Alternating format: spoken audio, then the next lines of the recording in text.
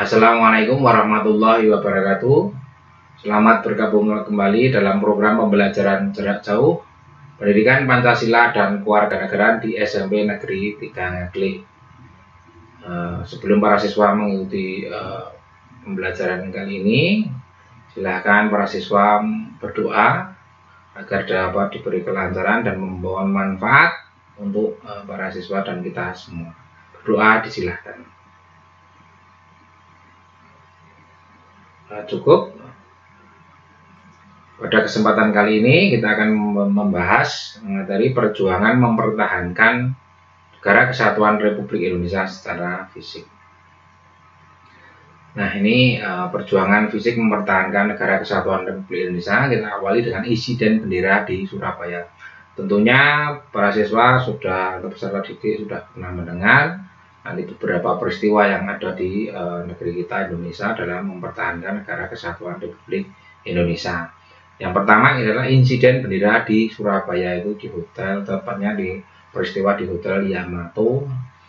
Insiden Surabaya ini terjadi pada tanggal 19 September 1945, yaitu yang dikenal dengan insiden Surabaya. Ini bermula ketika beberapa orang Belanda mengibarkan bendera merah putih biru di tiang di atas Hotel Yamato, Tunjungan, Surabaya. Tentu tindakan ini menimbulkan amarah rakyat yang kemudian mereka menyerbu hotel itu dan menurunkan bendera tersebut serta merobek bagian yang biru, kemudian mengibarkan kembali menjadi bendera merah putih. Ini insiden bendera di Surabaya. Selanjutnya pertempuran 5 hari di Semarang. Pertempuran terjadi mulai tanggal 15 Oktober 1945 sampai dengan 20 Oktober 1945, yaitu kurang lebih sebanyak 2.000 pasukan Jepang berhadapan dengan tentara keamanan rakyat dan para pemuda. Peristiwa ini memakan banyak korban dari kedua belah pihak. Peristiwa ini berawal ketika kurang lebih 400 orang veteran Angkatan Laut Jepang yang akan dipekerjakan untuk mengubah pabrik gula di Cepiring, Semarang menjadi pabrik senjata, memberontak dengan menyerang polisi Indonesia yang mengawal mereka. Nah, salah satu korbannya adalah Dr. Karyadi. Nah, sampai hari ini Dr. Karyadi namanya diabadikan sebagai salah satu rumah sakit di Semarang. Nah, itu karena peristiwa tersebut. Dan pemerintah membangun sebuah tugu yang diberi nama Tugu Muda di Semarang. Selanjutnya pertempuran Surabaya pada tanggal 10 November 1945. Ini terjadi pertempuran di Surabaya, diawali kedatangan atau mendaratnya Brigade 29 dari Divisi India yang ke-23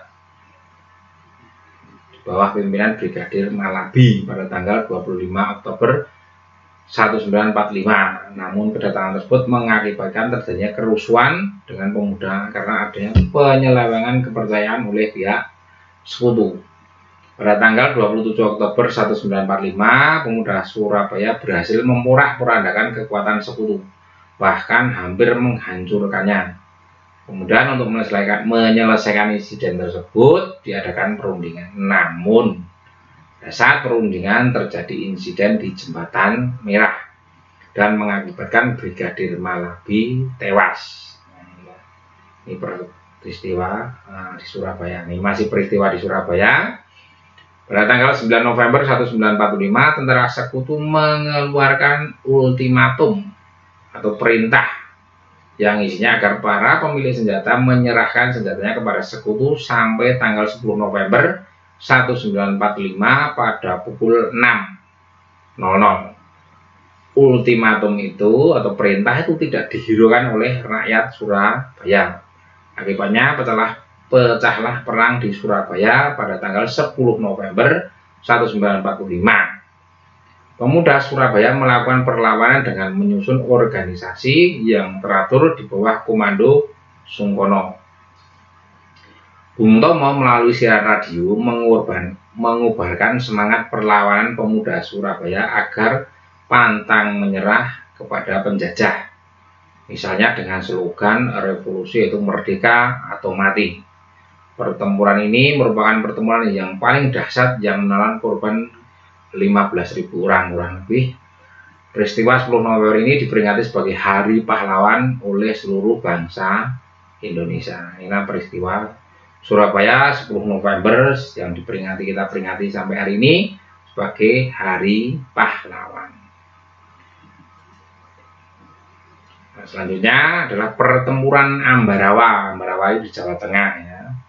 Pertempuran ini diawali oleh kedatangan tentara Inggris di bawah pimpinan Brigadir Jenderal Battle di Semarang pada tanggal 20 Oktober 1945 untuk membebaskan tentara sekutu. Setelah itu menuju ke Magelang. Nah, karena sekutu diboncengi oleh Nika dan membebaskan para tawanan Belanda secara sepihak.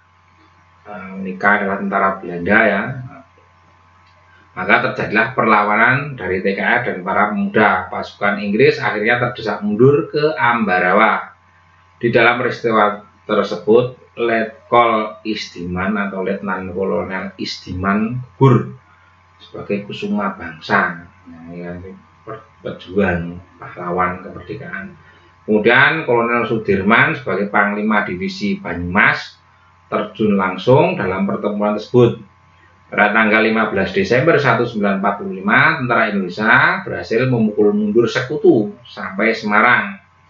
Karena jasanya, pada tanggal 18 Desember 1945, Kolonel Sudirman diangkat menjadi Panglima Besar TKR dan berpangkat jenderal. Ini jadi langsung naik ya. Sampai sekarang setiap tanggal 15 Desember diperingati sebagai Hari Infanteri. Infanteri itu hari angkatan darat ya, bagian dari angkatan darat infanteri.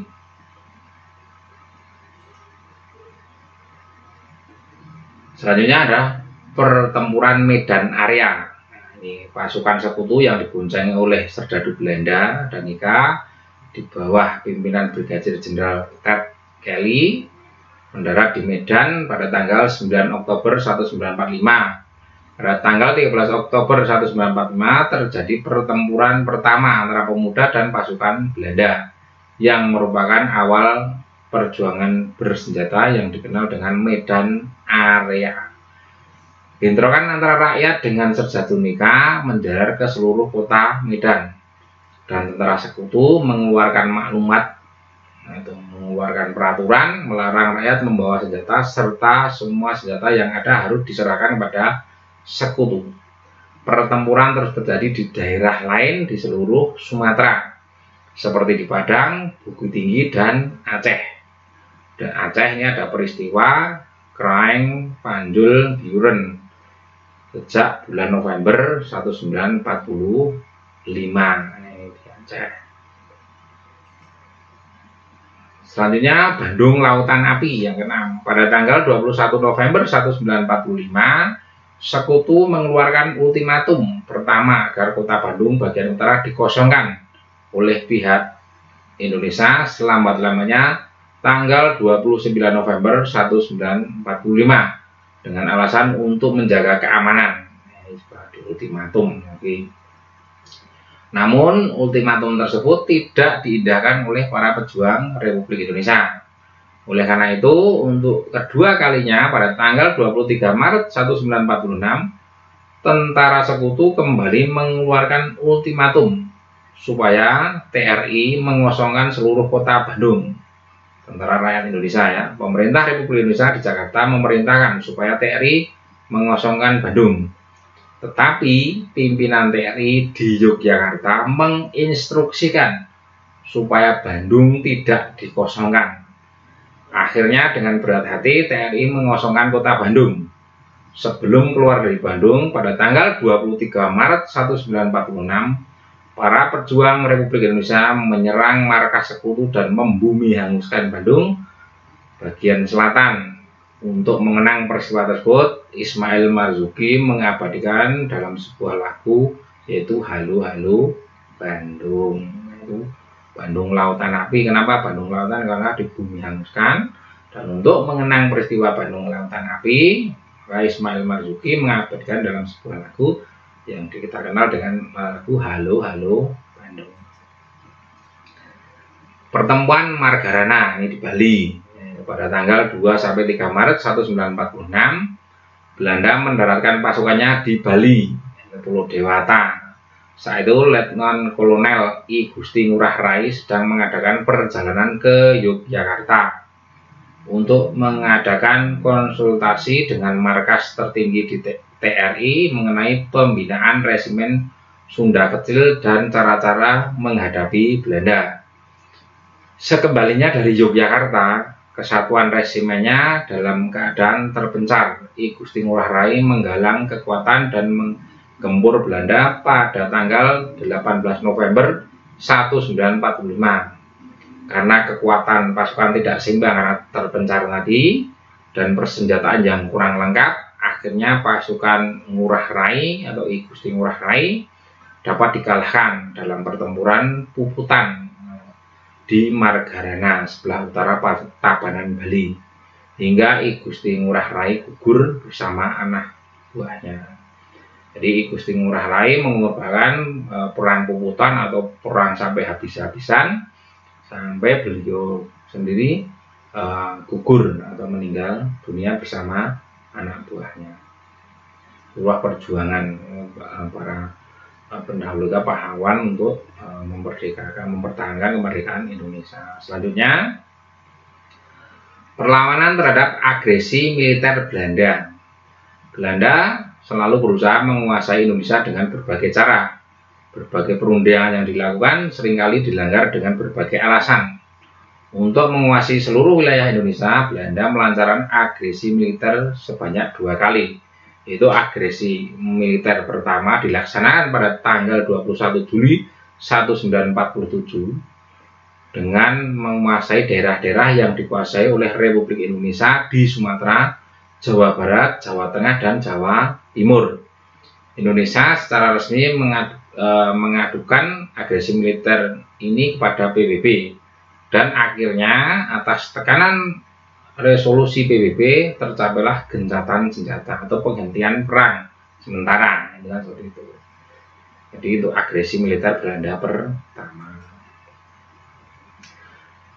Agresi kembali dilakukan pada tanggal 19 Desember 1948 yang diawali dengan serangan terhadap Yogyakarta, ibu kota Indonesia saat itu di lapangan Maguwo, serta penangkapan Soekarno, Muhammad Hatta, Syahrir, dan beberapa tokoh lainnya. Jatuhnya ibu kota negara ini menyebabkan dibentuknya pemerintahan darurat Republik Indonesia di Sumatera yang dipimpin oleh Syafruddin Prawira Negara. Nah, ini jadi karena wilayah Indonesia luas, Yogyakarta dikuasai, mendirikan pemerintahan darurat di Sumatera, masih berdiri Indonesia. Setelah Yogyakarta dikuasai oleh Belanda, perlawanan bangsa Indonesia mengubah strategi dengan cara perang gerilya. Setelah menyerang, bersembunyi, lari, menyerang lagi, tinggal pergi, ya seperti itu. Salah satu hasil perang gerilya adalah serangan umum tanggal 1 Maret 1945. Nah, ini jadi perang gerilya itu yang memimpin adalah Jenderal Sudirman. Walaupun beliau sedang sakit, ditandu, tapi masih memimpin perang dengan cara gerilya. Serangan ini memberikan dampak bagi dunia internasional tentang keberadaan Republik Indonesia. Nanti negara kesatuan Republik Indonesia masih ada.